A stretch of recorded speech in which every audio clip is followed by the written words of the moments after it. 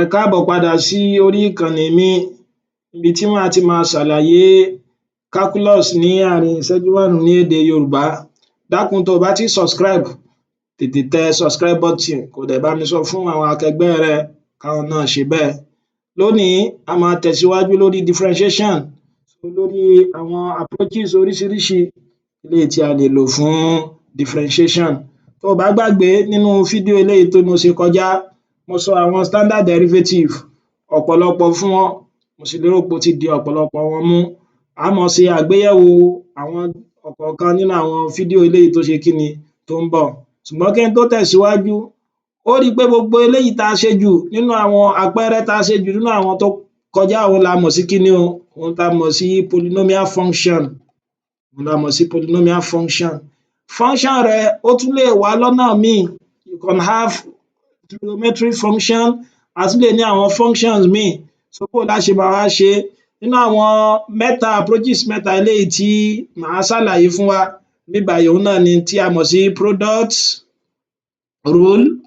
So eléyìí tá a fi lè ṣe function tó bá wá ní terms of product of functions. So a tún ní quotient rule. So eléyìí tá a máa lò nígbà tá a bá ní àwọn functions wa in terms of fraction. So a dẹ̀ tún ní functions of function. Kí ni à ń pè bẹ́ẹ̀? Ẹ jẹ́ kí n máa mú ọ lẹ́yọkọ̀ọ̀kan. Alákọ̀ọ́kọ́ òun ni product rule. So ìgbà wo la máa lo product rule? A máa lo product rule tó bá jẹ́ wípé a ní function eléyìí tó bá ju ẹyọ kan lọ, tí relationship tó dẹ̀ ṣì wà láàrin àwọn functions náà tó jẹ́ product. Bí àpẹẹrẹ, tí n bá ní y mi tó bá jẹ́ function of u and x tá a dẹ̀ multiply àwọn méjèèjì papọ̀ bí y is equal to u of x multiplied by v of x. Ó rí i pé function méjì la ní níbí báyìí. Alákọ̀ọ́kọ́ òun ni u, ẹlẹ́ẹ̀kejì òun ni v. Ó rí i pé àwọn méjèèjì wọ́n multiply ara wọn. Bó o ló ṣe ṣe tó bá rírú àwọn function eléyìí? Ó rí i pé ká pé wọ́n fún ọ nírú ìbéèrè báyìí bóyá bí 3x squared sin s. Ó rí i pé o lè mọ́ lè lo irú èyí tá a ti ń lò bọ̀ tẹ́lẹ̀ torí kò sí irú tó lè ṣerú eléyìí nínú àwọn standard derivative eléyìí tí mo kọ ṣáájú. Bó o ló ṣe máa ṣe eléyìí? Òun náà ni tí à ń pè ní product rule. Bí a ṣe derive àwọn kiní yìí ó ń bẹ nínú àwọn fídíò tó síwájú, torí scope ibi agbọnrin ètò eléyìí tá à ń ṣe mi ò ní lè ṣàlàyé wọn. Ẹni tí ó bá fẹ́ ṣe pẹ̀lú ògo nínú àwọn fídíò mi tó ń bọ̀ wọ́n máa ṣàlàyé bí wọ́n ṣe derive àwọn kọ̀ọ̀kan.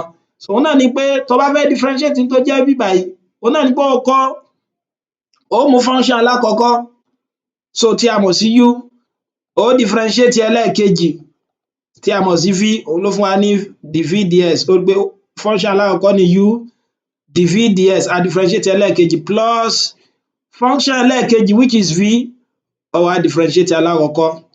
So ti yọ báwọn? Òun ni pé kí ni o? Falákọ̀ọ́kọ́ lẹ̀ bó ṣe wà. So ti yé? Differentiate ẹlẹ́ẹ̀kejì plus fẹlẹ́ẹ̀kejì lẹ̀ bó ṣe wà, differentiate alákọ̀ọ́kọ́. Tó bá sì wọ̀ ọ́, o lè kọ́kọ́ sọ pé differentiate alákọ̀ọ́kọ́ tí ó máa fún ọ ní du ds, fẹlẹ́ẹ̀kejì lẹ̀ bó ṣe wà which is v, plus differentiate ẹlẹ́ẹ̀kejì dv ds, falákọ̀ọ́kọ́ lẹ̀ bó ṣe wà which is u. Méjèèjì náà ló bá mu torí addition is commutative. Bá a mọ̀ túmọ̀ commutative. Commutativity ni pé tá a bá ní property kan, tí n bá ní a tó bá operate b, òun ni pé kí ni o?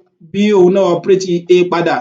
For example, tí n bá ní 2 plus 3, ó rí i pé 2 plus 3 is same thing as 3 plus 2. So ìtumọ̀ rẹ̀ ni pé addition mi bí báyìí o, operator ni ó dẹ̀ sì wà commutative.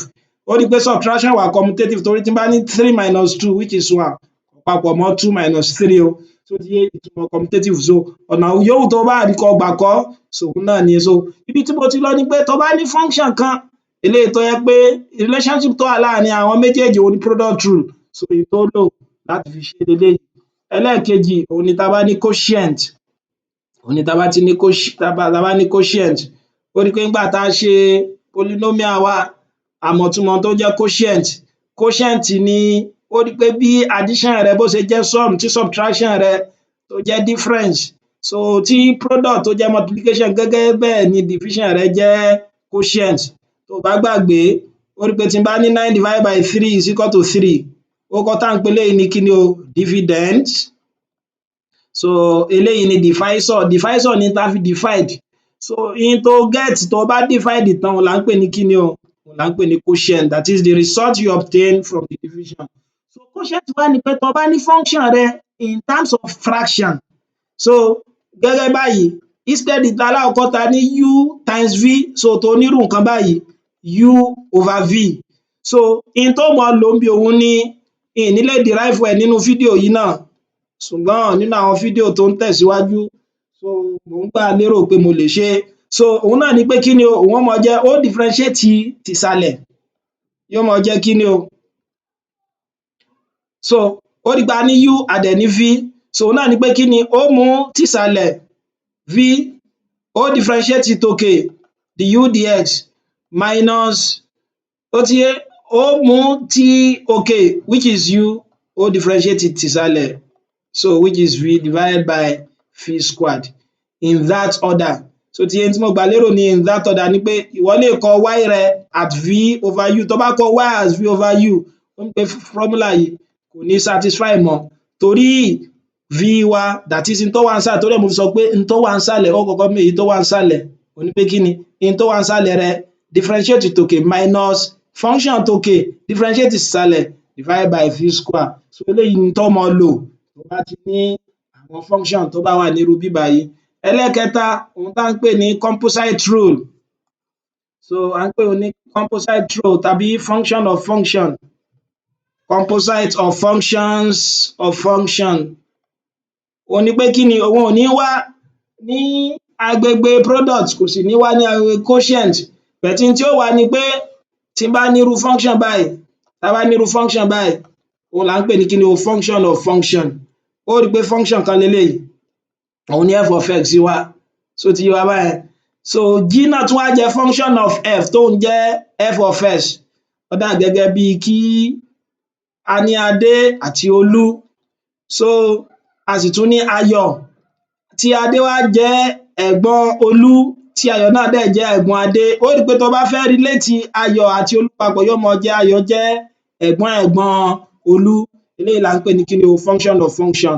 So tó bá nírú nǹkan báyìí bí àpẹẹrẹ so bóyá o ní y is equal to sin 2x, so ó rí pé function eléyìí ò lè dá dúró fúnra wọn, nínú tó fi mọ ọmọ ìyàtọ̀ òun àti product rule ni pé eléyìí ò lè dá dúró fúnra wọn, ó rí pé tó bá fi ọwọ́ bó 2x mọ́lẹ̀ kí ni ó kù sin, pé ẹsẹ̀ nìyẹn tó bá gbé kúrò, so òun ni pé òun kò lè ṣe kí ni kò lè dá dúró, function of function ni that is two eléyìí function kan ni, so sin náà tún wá jẹ́ y wá jẹ́ function of what function of x, eléyìí tó mọ̀ fi ṣe lé òun là ń pè ní chain rule, so tá ń pè ní chain rule ni pé ọkọ̀ differentiate alákọ̀ọ́kọ́ ń bì báyìí so multiply by derivative gbogbo wọn eléyìí tá ń pè ní kí ni o the y du multiply by the u ds, bí mo ṣe get ẹ̀ ni pé tí n bá fi u mi tí n bá ní u mi báyìí ó jẹ́ f of x, so ti yé ó rí pé derivative mi ó mọ jẹ́ kí ni o du dx, so ti yé báyẹn, so then tí n bá ní y mi wá jẹ́ kí ni o g, sọ pé mo ti fi eléyìí ṣe u àbí ó jẹ́ g of u then my dy du, so ti yé ó wá multiply méjèèjì papọ̀, ó rí pé tó bá multiply méjèèjì papọ̀